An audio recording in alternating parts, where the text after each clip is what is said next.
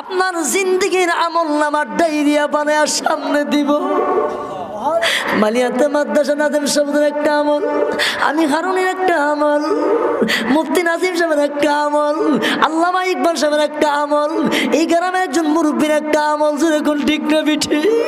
আল্লাহ তাআলা হাসরের মাটি যার যার জিন্দেগির আমলের ডায়রিয়া বানাইয়া, কিতাব বানাইয়া আল্লাহ হাসরের মাঠে বলবেন, ইকরা কিতাবাক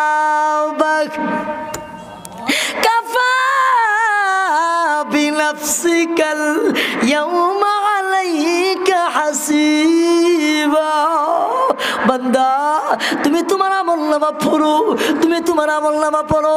ও ভাই, আপনি প্রধানমন্ত্রী হইতে পারেন, রাষ্ট্রপতি হইতে পারেন, এমপি হইতে পারেন, মন্ত্রী হইতে পারেন, দুনিয়ার মন্ত্রী হইতে পারেন, কিন্তু হাসর মাটি আপনার জিন্দেগি ডায়রিয়া বানাইয়া আমার আল্লাহর সামনে দিয়া বলবেন, বান্দা তুমি পড়ো। সেদিন যার যার আমলনামা পড়া আপনি বুঝতে পারবেন আপনার ঠিকানা জান্নাত নাকি আপনার ঠিকানা জাহান্নাম। জুড়ে বলেন ঠিক না ঠিক? হাসরের মাঠে ইকরা কিতাবাক, তুমি তোমার এই কিতাব পড়ো, এই আমলনামা, তুমি তোমার আমলনামা পড়ো। সেদিন যার যার আমলনামা পড়া আপনি বুঝতে পারবেন আপনার ঠিকানা জান্নাত নাকি। এখন কই তারবেন হুজুর অনেকে তা করেন 70 বছর জিন্দিগির আমলনামার ডায়েরি আমার হাতে দিব, দিলে আমি পড়ুম, আমি তো নামই লিখতারি না। টিপ দিও লাগে, কি দিতে হয়? টিপ দিতে হয়। দেখছেন না ওই দলিলের ঘর পুলিশ এখানে একটা এত ডিব্বা তৈরি যেটা লাগে দিয়ে কথা কই না, ঠিক না বিটি? হুজুর আমি নাম লিখতে পারি না, টিপ দিতে হয়, আমি কেমনে পড়ব গো আমার 70 বছরের আমলনামা? আমি জানতে চাই আমার যে আল্লাহ ডায়রিয়া বানাইতে পারলো, আমার আল্লাহর পড়াইবার ক্ষমতা আছে না নাই? আরো জোরে কোন। আল্লাহ হাসর মাটি যার যার আমলনামা ডায়রিয়া দিয়া বলবেন পড়ো পড়ো। আল্লাহ কারো প্রতি জুলুম করবে না। দুনিয়ার মানুষ জুলুম করে, সর্দার দরবারটা উল্লাইলা, আরে আমার কমের লোক, আমার বাতিজা বিপদে পড়ছে, হ্যাঁ আমি বিচার করুম, যা এমনি এমনি 6 দিয়া 9 দিয়া 12 দিয়া আসেনি। আমরা চাইতেন না, আমরা দাসারি এবার তো ঘুরাইলে আসে না নাই? ও ইমানদার মুসলমান, আজকে তুমি ঘুরাইতে পারলা, কিন্তু আমার আল্লাহ এমন ইনসাফগার, এমন ইনসাফগার ওয়ালা, আমার আল্লাহ কারো প্রতি জুলুম করবে না। জুলুম নাই, আল্লাহ করাই গন্ডা হিসাব সামনে দিয়ে বলবে, বান্দা তুমি পড়ো, পইরা পইরা তুমি বুঝবা তোমার ঠিকানা জান্নাত থেকে তোমার ঠিকানা জাহান্নাম। আল্লাহ তাআলা কারো প্রতি জুলুম করবে না।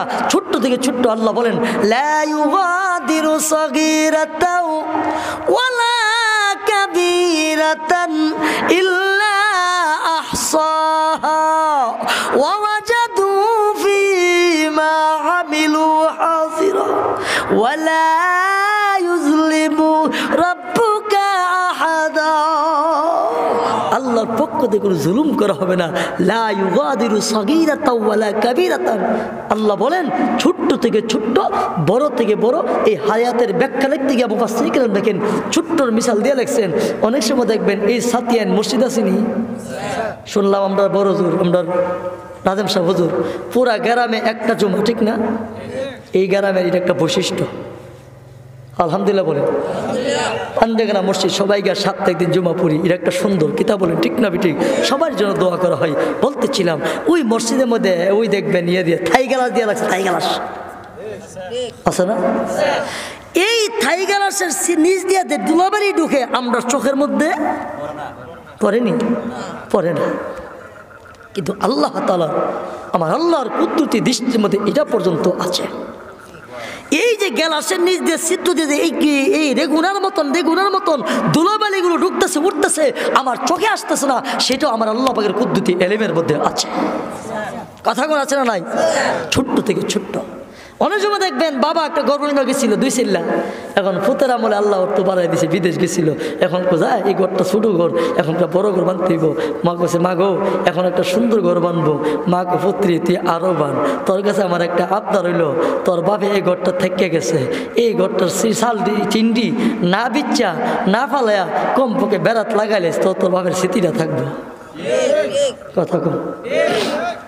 ওই যে 1 ইঞ্চি লোহা মারছিলেন, 3 ইঞ্চি লোহা মারছিলেন, এই সিদ্ধ দিয়া যে ধুলাবালিগুলো ঢুকতেছে, এটা আমার আল্লাহ পাকের কুদ্দুতি এলেমের মধ্যে আছে। আমার দৃষ্টিতে আসতেছে না। আল্লাহ বলে বান্দা ছোট্ট থেকে ছোট্ট, বড় থেকে বড়, তুমি ছোট্ট একটা গুনাহ করছো, এটাও আমি আল্লাহ লেখা রাখছি। তুমি ছোট্ট একটা নেক করছো, এটাও আমি লেখা রাখছি। কিন্তু লেখছি যে নেকের ব্যাপারে আমি আল্লাহ বানাইতে বানাইতে তোমার আমল নামায় আমি আল্লাহ উহুদ পরিমাণ সওয়াব দিয়ে দিব। জন্য বাঁচার কোনো উপায় নাই, বাঁচার কোনো উপায় নাই। আমিয়া আপনি হাসরের মাঠ তো অনেক দূরে, হাসরের মাঠের চিন্তা তো অনেক পরে, দুনিয়ার একটু ম্যাপ লাগান না। এই যে কাবা শরীফের হজ করতে গেলে যারা হজ করতে গেছেন তখন দেখছেন উমরা তো বোঝা যায় না। হজের সময় দেখবেন জিলহজ মাসের 5 তারিখ, 4 তারিখ, 3 তারিখ, এই 3-4 দিন পুরো হেরেম শরীফ ভরপুর থাকে যারা হজ করতে গেছেন। এই সূরাতুল বুরুজ তাফসীরটা আমি 2016 সালে হজ করতে গেলাম। হজ করতে যাইয়া এই শেষ দিক দিয়ে এই বয়ানগুলি দেখছি, আরে মিল তো আছে রে। হাসরের মাঠ তো পরের কথা। ওই দেখেন কাবা শরীফের মধ্যে পুরুষ মহিলা একসাথে তাওয়াফ করে, কথা কই না করিনি? এই যে তাওয়াফ করে, পুরুষের গায়ে গিয়া মহিলার গায়ে লাগতেছে, মহিলার হাতে পুরুষের গায়ে লাগতেছে। হবন নাই, হবন নাই, আমার হাতটা কি পুরুষের গায়ে লাগলো কিনা, পুরুষের হবন নাই, আমার হাতটা কি মহিলার গায়ে লাগলো কিনা, এমন হই কি হই না? আমার টাইম বলতেছি 16 সালে হজ করতে গেলাম।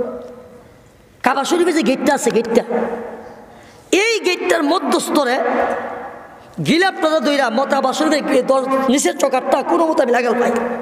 এই চকারটা দইরা আমার জানা মতে ঘন্টা সময় একটু ইলুমিলু হইতে পারে, আমার দিলে সাক্ষী দিচ্ছে প্রায় 40 থেকে 45 মিনিট পরে কান্দা এইটা আমাদের দইরা আঞ্জা দইরা ফিরে লইছি।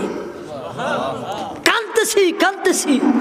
আমি যখন উঠতে গিয়ে যে নামতে গেলাম 40-45 মিনিট পরে আমি নামতে পারতে চাই দিই, আমি কি ভাবলাম পোশাক আমি চাই দিই নাইজিয়ার একটা মহিলা আমার উপর দিয়া 2টা হাত দিয়া ওই মহিলা চোখের পানিতে কাঁদতেছে। মহিলার হবন নাই, আমার সামনে পোশাক নেই, আমার হবন নাই, আমার গায়ের সাথে লাগিয়া আরেকটা নাইজিয়ার মেয়ে কাবা শরীফের দরজার ধরে কাঁদতেছে। শুধুমাত্র একটাই শব্দ, প্রভু আল্লাহ রাব্বুল আলামিন, মহান পরওয়ারদিগারে আলম, দুনিয়াতে এমন কোনো গুনাহ নাই, গুনাহ করি নাই, সমস্ত গুনাহগুলো নিয়া তোমার ঘর বাইতুল্লাহর সামনে হাজির হয়ে গেছি। নুরলিজা কিতাবের মধ্যে লেখা, নুরলিজা কিতাবের হাসিয়ার মধ্যে আসছেন, হজ্জের সময় যদি আল্লাহর কোনো বান্দা বান্দি 15টা জায়গা আছে, ওই 15টা স্থানে যদি দোয়া করি আমার আল্লাহ বান্দা বান্দির দোয়াগুলো অবশ্যই কবুল করেন। 1 নম্বর লেখছেন তাওয়াফের সময়, ওই তাওয়াফের সময় পুরুষ মহিলা ছেলে মেয়ে একসাথে তাওয়াফ করেন। খবর নাই আমার সাথে পুরুষ লাগলো কিনা, পুরুষের খবর নাই আমার সাথে মহিলা লাগলো কিনা। ও ভাই আমি জানতে চাই দুনিয়ার একটা কাবার দৃশ্য যদি এমন হয়, হাসরের মাঠের অবস্থা কেমন হবে আমার আল্লাহ ছাড়া কেউ জানে না। জুড়ে বলেন ঠিক না বিটি? এই জন্য আল্লাহ নবী বলেন, আয়েশা গো, ও আয়েশা, হাসরের মাঠে আমার আল্লাহ 70 বছর, 90 বছর, 80 বছর, 50 বছর জিন্দিগির আমল নামার হিসাব দিবি। ওই চিন্তায় বিমূঢ় হইয়া সামনে পোষা লোক আসিনি, নারীর খবর থাকবে না, সামনে নারী আসিনি, পোষা লোকের খবর থাকবে না। জোরে বলেন ঠিক না বিটি? এই জন্য বলি বাবারা, আমার আল্লাহ রাব্বুল আলামিন সূরাতুল বুরুজের মধ্যে 2 নম্বরে কিয়ামতের শপথ খেয়েছেন। আল্লাহু আকবার। কিয়ামত যখন হবে তখন সমস্ত মানুষ হাসরের মাঠের গিয়ে একত্রিত হতে হবে। জুড়ে বলেন ঠিক না বিটি? তখন আল্লাহ হবেন বিচারক, তখন আল্লাহ পাক রব্বুল আমিন হাকিম হইয়া বান্দা বান্দির আমল নামার হিসাব নিয়া যার আমল নামা ভালো হবে তার ঠিকানা মাওলার জান্নাত, আর যার আমল নামা খারাপ হবে তার ঠিকানা মাওলার জাহান্নাম। ও বাবারা, জাহান্নাম এমন কষ্ট এক হবে আল্লাহ আল্লাহু আকবার, জাহান্নামের আযাবকে সহ্য করতে পারবেন না, জাহান্নামের আযাবকে সহ্য করা সম্ভব হবে না। আল্লাহ দুনিয়ার আগুনটাকে জাল দিতে দিতে দিতে দিতে 1000 বছর জাল দেওয়ার পরে আগুনের কালার ভিন্ন হয়ে গেছে, আবার 1000 বছর জাল দেওয়ার পরে আগুনের কালার ভিন্ন হয়ে গেছে, আবার 1000 বছর জাল দেওয়ার পরে আগুনের কালার হয়ে গেছে কালো। ভাই ভাইরে দেখবে না, বন্ধু বন্ধুরে দেখবে না। আজকে তুমি দুনিয়ার জমিনে বন্ধুর বাধা পাইয়া, আজকে বন্ধুর বাধা পাইয়া উলামায়ে কেরামকে গালিগালাজ করো, উলামায়ে কেরামকে কষ্ট দাও। খোদার কসম করে বলি, ময়দানে মাশরে তোমার জাহান্নাম ছাড়া উপায় নাই। জুড়ে বলেন ঠিক না বিঠি? এই জন্য বলি বাবার, আমার বন্ধুরা, আমার কবরে চিন্তা করতে হবে। আমার কবরে কিন্তু কেউ যাবে না, আমার কবরে বাবা যাবে না, বন্ধু যাবে না, আমার কবরে হিসাব আমারই দিতে হবে। জুড়ে বলেন ঠিক না বিঠি? আল্লাহর নবী বলেন, উম্মতেরা শোনো, যেই লোকটা ইমান নিয়ে মৃত্যুবরণ করবে, আমল সাজাইয়া, ইমান সাজাইয়া, নামাজ পড়া, হালাল হারাম বাচ্চা, সুদ ঘুষ বাদ দিয়া যেই লোকটা দুনিয়ার জমিনে সুন্দর মতো চললা মৃত্যু সময় ইমান নিয়ে মৃত্যুবরণ করবে, রাসূল বলেন কবর জগতে কয়টি প্রশ্ন করা হবে? আর জোরে বলেন। নবীজি বলেন, যেই ব্যক্তি 3 প্রশ্নের জবাব দিতে পারবে, প্রথম নম্বর প্রশ্ন করা হবে, মার রব্বুকা, তোমার রব কে? আমাদের রব কে?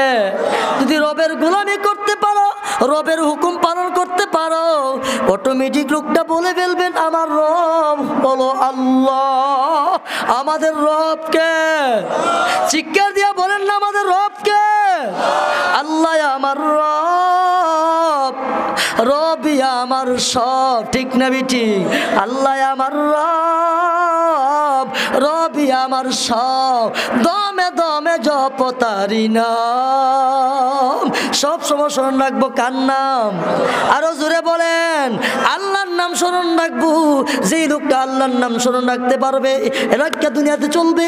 এই লোকটাকে যখন প্রথম প্রশ্ন করা হবে, আমার রব্বুকা, তোমার রবকে, এই লোকটা প্রথম বলে ফেলবেন, আমার রব হলো আল্লাহ। আমাদের রবকে 2 নম্বরে প্রশ্ন করা হবে, ওমা দিনুকা, তোমার দিন ইসলাম কি? দিন কি? যদি ইসলাম নিয়ে জিন্দিগি চালাইতে পারে, দিন ইসলাম নিয়ে চলতে পারে, এই লোকটা অটোমেটিক বলে ফেলবেন, আমার দিন হলো ইসলাম, আমার ধর্ম হলো ইসলাম, বলে ফেলবে। 3 নম্বরে বলা হবে, মান হাযার রাজুলু বুইসা বিকুম, ওই যে লোকটা দেখা যায়, তিনি কে? তিনি যদি মদিনাতুর রাসূলের হাঁটি সুন্নি হইতে পারে, নামে সুন্নি না, নামে আমরা দেশে সুন্নির অভাব নাই, আসল সুন্নির অভাব। কথা কন, দেখবেন ভাই সাহেব রবিউল আউয়াল মাসে বাবা রে বাবা, জশ্নে জুলুস, ঈদে মিলাদুন নবীর মিছিল দিয়ে কত কিছু করে। 12 মাস তারা বাড়ি সালান দিলে বিচারে পাওয়া যায় না। কথা কন ঠিক না বিটি?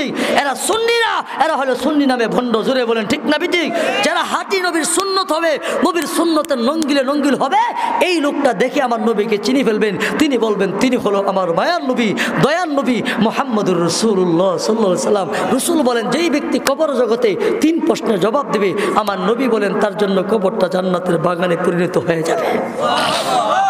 এই লোকটা যে কবরে ঘুম দিবে, ইসরাফিল আলাইহিস সালামের 2য় সিংহা ফুঁক দেওয়ার আগে ঘুম থেকে উঠবে না। ওই যে 2য় মানসিকতাটা, 2য় সিংহা ফুঁক দেওয়ার পরে ওই কবর থেকে উঠবো, উঠতে চোখ বুঝতেব। অনেক সময় দেখবেন নতুন দুলা বাসর ঘরে যে ঘুমা, পরের দিন 8টা বাজে গিয়ে দাদি দেখে, ভাবি দেখে, উড়োস না আরুতালি, উড়োস না, হরো বন্নি, মাত্র 2 ঘন্টা 3 ঘন্টা ঘুমাই এক মাসত। তখন বলো, তোর খবর নাই, তোর ঘুমের ভিতরে দিয়ে 7 ঘন্টা কেটে গেছে। কথা কন ঠিক না ঠিক? বলা হয়েছে কবর জগতে যারা ঈমানওয়ালা নেককারওয়ালা কবর প্রশ্ন জবাব দিতে পারবে, কবর জগতে ঘুমাবে, ইসরাফিলের 2য় সিংহে ফুঁক দেওয়ার আগে ঘুম থেকে উঠবে না। এরপরে চোখ মসলা হয়ে উঠবো, তোমরা কে? ঘুমাইতেছিলাম আরামে, আরামের ঘুম ভাঙ্গা দিলা, ডিস্টার্ব দিয়ে দিলে কে? বলবে ফেরেশতা, বলবে, বান্দা, ও আল্লাহর বান্দা, তোমার খবর নাই, তোমার ঘুমের মাঝ দিয়া, তোমার ঘুমের ভিতর দিয়া 1000 বছর অতিবাহিত হয়ে গেছে। যাও আসলে মাটির দিকে যাও। এই জন্য বলতেছিলাম, 2 নম্বর আল্লাহ কিয়ামতের শপথ খেয়েছেন। 3 নম্বর আল্লাহ বলেন, ওয়াশাহিদ, জুমার দিনের শপথ। জুমা মানি শুক্রবার, শুক্রবার মানি গরিবের জন্য হজের দিন। জুমা মানি শুক্রবার মানি 7টা ঘুরে আসে। কথা কন। আল্লাহ তাআলা 3 নম্বরে জুমার দিনে শপথ খেয়েছেন। জুমার দিনে একটা আমল আছে, বলবো? হ্যাঁ, আমল শেষ আমলে দেবো আমার বয়ান শেষের দিকে, কারণ আমার বয়ান শেষ করলে 3 ঘন্টা সময় লাগবে। আমি একটা মিনি নিয়ে ফসামো, এরপর ইনশাআল্লাহ দোয়া হবে। 3 নম্বরে আল্লাহ বলেছেন জুমার দিনের শপথ। জুমার দিন শুক্রবারে একটা আমল আছে, আসরের নামাজের পরে আমার নবী বলেন, যেই ব্যক্তি আসরের নামাজের পরে আমি নবীর উপর 80 বার দুরূদ শরীফ পড়বে, আমার মায়ার নবী বলেন আমার আল্লাহ তার 80 বছরের জিন্দিগির গুনাহ মাফ করে দিব। কই বছরের গুনাহ? কই বছরের? 80 বছরের জিন্দিগির গুনাহ। কই ঘন্টা লাগবে? 2 ঘন্টা, আধা ঘন্টা, বড়দের 5 মিনিট। আল্লাহুম্মা সাল্লি আলা মুহাম্মাদিন নাবিল উম্মি ওয়া আলা আলিহি ওয়া সাল্লিম তাসলিম। আসেনি? তাসলিম আছে না? আরো সংক্ষিপ্ত হলো সাল্লাল্লাহু আলাইহি ওয়াসাল্লাম, সাল্লাল্লাহু আলাইহি ওয়াসাল্লাম। এই সংক্ষিপ্ত দুরূদ শরীফ যদি কেউ পড়ে 80 বার পড়ে, মাত্র 5টা মিনিট সময় লাগবে। আমার মায়া নবী, দয়ার নবী বলেন, উম্মত রে, তুমি পুরুষ হও, নারী হও, ছেলে হও কিংবা মেয়ে হও, শুক্রবারে জুমার দিন আসরের নামাজের পরে যদি আমি নবীর উপর 80 বার দুরূদ শরীফ পড়তে পারো, আমি নবী জানায়া দিলাম আমার আল্লাহ তোমার 80 বছরের জিন্দেগির গুনাহ মাফ করে দিবে। তাহলে আমার মায়েরা যারা আছেন, বোনেরা যারা আছেন, এখানে আমার যে সমস্ত বাবারা ভাইরা আছেন, আমরা কি প্রত্যেক শুক্রবার ইনশাল্লাহ আসরের নামাজের পরে 80 বার দুরূদ শরীফের আমল করতে পারবো? পারবো? কে কে পারবে? হাতটা আল্লাহকে দেখান। আল্লাহ আপনি কবুল করেন, আল্লাহ আপনি কবুল করেন। এই 80 বার দুরূদ শরীফের আমল আমরা করব ইনশাল্লাহ, তাহলে আমাদের মাহফিল সাকসেস, কামিয়াব। কথা বলেন ঠিক না ঠিক? এই হলো 3য় নাম্বার। 4র্থ নাম্বার আল্লাহ বলেন ওয়া মাশহুদু, আরাফার মাঠের শপথ। এই শেষ। কি মাঠের? আরাফার মাঠ। আরাফার মাঠ, আরাফার মাঠটাকে আরাফার মাঠ কেন বলা হয়? আরাফা ইউরিফু আরাফান ফাহুয়া মুরিফুন, পরিচয় পাওয়ার মাঠ। আদম আলাইহিস সালাতু সালাম আর মা হাওয়া আলাইহিস সালাতু সালামের যেই জায়গায় পরিচয় হয়েছিল 350 বছর কান্দাকান্দির পরে, ওই জায়গাটার নাম হলো আরাফার ময়দান। কথা বলেন ঠিক না ঠিক? হজের 3 ফরজের 1 ফরজ হলো উকুফে আরাফা। আরাফার মাঠে কি করা? অবস্থান করা। আরাফার মাঠে কি করা? অবস্থান করা। উকুফে আরাফা, এটা বলে আমি শেষ করে দেব, কারণ এরপর যদি আমার বিস্তারিত ওই আলোচনা যায় অনেক লম্বা সময় লাগবে। কারণ মানুষের যদি কষ্ট হয়, ফজর নামাজ না পড়তে পারি, আমাদের এই মাহফিল 1.5টার কোনো কাম হইতো না। কথা বলেন ঠিক না ঠিক? এই জন্য 2 মিনিট 3 মিনিট শেষ করে দিচ্ছি। ভাইরা আমার, বন্ধুরা আমার, আরাফার মাঠ, আরাফার মাঠে তো এমন মাঠ, হায় রে, সমস্ত হাজি সাহেবরা জিলহজ মাসের 7 তারিখ কাবা শরীফ থেকে সব হাজিরা এশার নামাজের পরে সমস্ত হাজিরা ওই মিনার উদ্দেশ্যে রওনা দেয়। কিসের উদ্দেশ্যে? ওই মিনার তাবুতে গিয়ে এসে রাত্রি যাপন করে। নিয়ম হলো 9 তারিখ সকালবেলা যাওয়া, কিন্তু রাস্তাঘাটের যে অবস্থা, মানুষের যে সমাগম, মানুষের যে অবস্থা, ওই 7-8 তারিখ দিবাগত রাত্রে রওনা দিয়ে ওই জিলহজ মাসের 9 তারিখ আরাফার মাঠে পৌঁছতে 12টা বাজে। কথা বলেন ঠিক না ঠিক? এই আরাফার মাঠে অবস্থান করে আবার ওই জিলহজ মাসের 9 তারিখ মাগরিবের আগে আগে, সূর্যাস্ত যাওয়ার আগে আগে আরাফার মাঠ ছাইরা দিয়া মুজদালিফার উদ্দেশ্যে রওনা দিতে হয়। কথা বলেন ঠিক না ঠিক? আরাফার মাঠে দেখছি রে বাবা, আল্লাহর নবী বলেন, উম্মত রে, তোমরা যদি তোমার জিন্দেগির সমস্ত গুনাহগুলো সামনে নিয়া, জীবনে বহু গুনাহ করছো, আরাফার ময়দানে যাইয়া যদি আল্লাহর দরবারে তওবা করতে পারো, কান্দাকান্দি করতে পারো, আখিরি জামানার নবী, মায়ার নবী, দয়ার নবী বলেন, আরাফার মাঠের খাতিরে আমার আল্লাহ জিন্দেগির সমস্ত গুনাহ মাফ করে দিবেন। ভাইরা আমার, বন্ধুরা আমার, আদম আলাইহিস সালাতু ওয়াস সালামকে আল্লাহ জান্নাতে দিলেন। আদম নবীর একা একা ভালো লাগে না, আল্লাহ বুঝতে পারলেন সঙ্গীর প্রয়োজন, বিবির প্রয়োজন। আদম নবীর বাম পায়ের হাড্ডি থেকে বানাইয়া মা হাওয়াকে জান্নাতের মধ্যে দিলেন। জান্নাতে দেওয়ার পরেই আল্লাহ তাআলা মা হাওয়াকে, বাবা আদম নবীকে লক্ষ্য করে একটা আদেশ করেছিলেন, আদম নবী গো, ও আদম, ওই যে বৃক্ষ দেখা যায়, ওই যে গাছ দেখা যায়, গাছের কাছেও যেও না। আল্লাহ আদেশ করছে। উস্তাদ দেখবেন ছাত্রকে আদেশ করে, হুকুম করে, আদেশ মানলে বোঝা গেল সে ছাত্র, আর না মানলে কি উস্তাদের মনে কষ্ট না খুশি? কষ্ট। আল্লাহ তারা আদেশ করছে আদম ওই গাছের কাছে যেও না। কিন্তু শয়তান তো আমাদের দুস্থ না দুশ্মন? শয়তানে জান্নাতের গোড়া গিয়ে গিয়া কান্দে। মহিলা মানুষ না, মহিলা মানুষ তো। মা হাওয়াকে কিরে তুই কান্দাস কিনলি গা? কান্দি কিনলি গা? তোমরা লাই কান্দি? মা গো আমরা লাইগা? হ্যাঁ, আমি তোমাদের হায়ের হা। কি হা? হ্যাঁ, হায়ের হা না হয়ার হা? হয়ার হা। আমি কান্দি তোমরা লাইগা কি লিগা? আল্লাহ দেখছি গাছের কাছে জানেননি, এই গাছের ফল খাইলে জান্নাত থেকে আল্লাহ বাইর করতো না, এর লেগেছে গাছের কাছে যাইও না। কোথায় না কি এই কথা শুন না, মহিলা মানুষ না। আর মা হওয়া গাছের ওই গাছের ফল খাইছে, খায় আদম নবী রেখা হয়েছে। খাওয়ার পরে জান্নাতে পোশাক পরে গেছে। আদম নবীকে মা হাওয়ার জান্নাত থেকে আল্লাহ বের করে দিয়েছেন। আদম নবী শ্রীলঙ্কার জমিনে, মা হাওয়া জেদ্দার জমিনে। যারা আরব সাগরে গেছেন জেদ্দা শহরে, ওই জেদ্দা শহরের পাশে আরব সাগরের নিকটই মা হাওয়ার কবর। মা হাওয়ার বিশাল বড় লম্বা কবর, বিশাল বড় লম্বা মা হাওয়ার কবরটা। আদম নবী শ্রীলঙ্কার জমিনে কান্দে। গুনাহ কিন্তু করছে না, একটা ভুল করছিল। কথা কন, একটা ভুলের জন্য কান্দে। প্রভু আল্লাহ রাব্বুল আলামিন, মহান পরওয়ারদিগার আলম, আল্লাহ আমি অন্যায় করেছি, আমি ভুল করেছি, আপনি আমারে ক্ষমা করে দিন। আদম আলাইহিস সালাতু সালাম একদিন না, দুই দিন না, 1 বছর না, 2 বছর না, 350 বছর পাগলের বেশি ঘুরে আর কান্দি। হঠাৎ করে 350 বছর পরে মনে হয়ে গেছি আমি জান্নাতের মধ্যে, জান্নাতের সিঁড়ির মধ্যে, জান্নাতের কোনায়, জান্নাতের ঘড়িতে একটা নাম দেখেছিলাম, মুহাম্মাদুর রাসূলুল্লাহ সাল্লাল্লাহু আলাইহি ওয়াসাল্লাম। আদম আলাইহিস সালাম বলেন, আল্লাহ ওই মুহাম্মদের নামে আমার হাতিরে মাফ করে দেন, নূরে মুহাম্মদের হাতিরে মাফ করে দেন। আল্লাহ বলেন, আদম নবী গো, ও আদম নবী, এই নামটা কোথায় পাইলা? এই নামটা কোথায় দেখলা? আদম আলাইহিস সালাম বলেন, আল্লাহ এই নামটা জান্নাতের মধ্যে দেখেছি, জান্নাতের সিঁড়িতে দেখেছি, জান্নাতের কুড়াই কুড়াই দেখেছি। আল্লাহ এই নামের কথা মনে হয়ে গেছি, এই নামের দুঃখাই দিয়ে আপনার কাছে দোয়া চেয়েছি। আল্লাহ বলেন, আদম নবী গো, ও আদম নবী, আরো আগে যদি আমার বন্ধুর নাম নিয়ে দোয়া করত, আমি আল্লাহ তোমার দোয়া, তোমার তওবা কবুল করে নিতাম। আদম আলাইহিস সালামকে আল্লাহ ক্ষমা করে দিয়েছিল। স্বামীর সাথে বিবির কোনো সাক্ষাৎ নাই, বিবির সাথে স্বামীর কোনো সাক্ষাৎ নাই। আল্লাহু আকবার।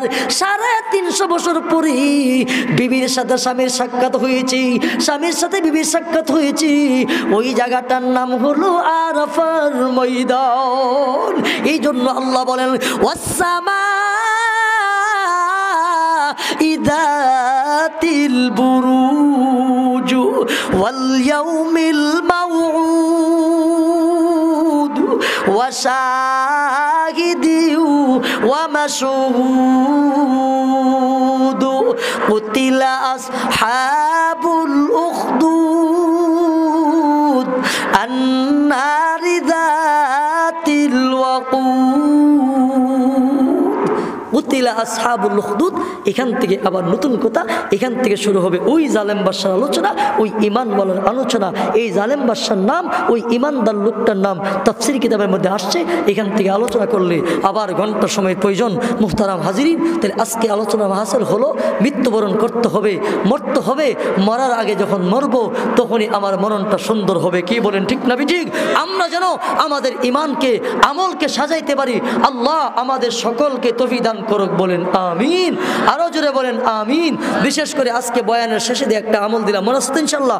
এই আমলটা হলো প্রত্যেক শুক্রবারে জুমার আসরের নামাজের পরে পুরুষেরা মসজিদে নামাজ পড়বে, মহিলারা ঘরে পড়বে। যেখানে নামাজ সেখানে বসে যদি আমার নবীর উপর 80 বার দরুদ শরীফ পড়ে, আমার নবী বলেন আমার আল্লাহ তার 80 বছরের জিন্দেগির গুনাহ মাফ করে দিবে। এই আমলটা নিয়ে আজকে বাড়িতে যাব। আমার মায়েরা যারা শুনছেন আপনারা নিয়ত করে আমল করবেন, আপনারা যারা আছেন আপনারা নিয়ত করে আমল করবেন। বলতেছিলাম মুহতারাম হাজিরিন, এখান থেকে ওই জালেম বাদশাহ আলোচনাটা, এই জালেম বাদশার বাড়ি জাদুঘর থাকতো, শেষ পর্যন্ত কী হয়েছে বলার সময় হাতে নাই।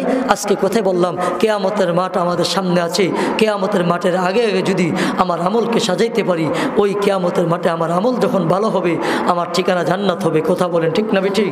আল্লাহ আমাদের সকলকে আমার জিন্দিগি সুন্দর সাজায় আমল আখলাক নিয়ে যেন মৃত্যুর সময় ঈমান নিয়ে যেতে পারি। আল্লাহ আমাদের সকলকে তৌফিক দান করুক, বলেন আমিন। ওয়া আখিরি দাওয়ানা আনিল হামদুলিল্লাহি রাব্বিল আলামিন। সুবহানাকাল্লাহুম্মা ওয়া বিহামদিকা আশহাদু আল্লা ইলাহা ইল্লা আনতা আস্তাগফিরুকা ওয়া আতুবু ইলাইক। প্রায় 12টা 5 হয়ে গেছে, আমি কিন্তু বসছিলাম 11টার অল্প কিছু পরে। 1 ঘন্টা কেমনে গেছে আমিও কুতারি না, আপনারা কুতারেন না, কি বলেন ঠিক না ঠিক? আল্লাহ তাআলা বলনেওয়ালা শুননেওয়ালা উভয়কে আমল করার তৌফিক দান করুক। আজকের এই মাহফিলকে উসিলা করে অত্র এলাকার জমিনে, এই সাতিনের জমিনে, বিশেষ করে মোল্লাপাড়া যত মধ্যে গান কবর আছে, আল্লাহ যেন সকলার কবরটাকে বেহেশতের বাগান বানায় দেখ। সবাই বলেন আমিন। সুবহান। প্রবাসী ভাইরা, হ্যাঁ প্রবাসীরা বিদেশ আছেন, আলহামদুলিল্লাহ কিছুক্ষণ পূর্বে আমার বন্ধুবর মাওলানা মুবারকুল্লাহ সাইদি সাহেব বয়ান করছেন। কালিশের আপনারা অনেকে দিয়েছেন, আলহামদুলিল্লাহ উদার মনে দিয়েছেন, আরও দিবেন। কারণ মসজিদটা দেখে আসছি, মসজিদের ওপর একটা রুম করতে গেলে অনেক টাকারই